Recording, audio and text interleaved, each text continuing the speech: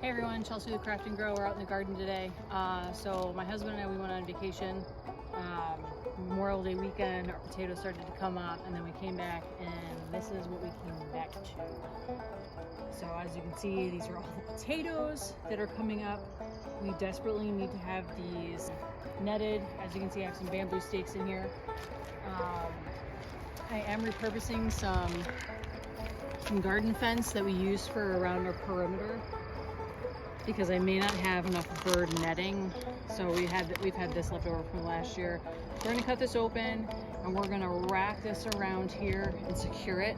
And then once that's done, we're gonna go over to our straw bale area, and then just start dumping in straw until it's covered. And as the potatoes continue to grow up, continue to throw in more straw and keep it nice, dark, and moist for them. The potatoes can get pests, and those are the Colorado potato beetles, I believe.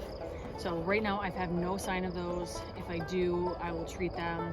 But right now the most important thing is to get these things wrapped and covered in straw as quickly as possible, so that way they can continue to grow beautiful potatoes. So let's go ahead and let's start wrapping. So bird netting is kind of difficult to work with. We got bamboo stakes, so what we did is we cut that huge sheet in half lengthwise, and so it covered or it surrounded this bed. And what we did is we used zip ties to hold it to the bamboo stakes. We have a little bit of overlap. We got it a little overlap down here. You don't have to cut the stakes this high. We're probably only going to fill the bed to this high with straw. It just depends on how much the potato plants are going to grow. And then once they start to die back, that's the key indicator that your potatoes are just about ready for harvest. So what I'm going to do is I'm going to go around and I'm going to finish staking these 4.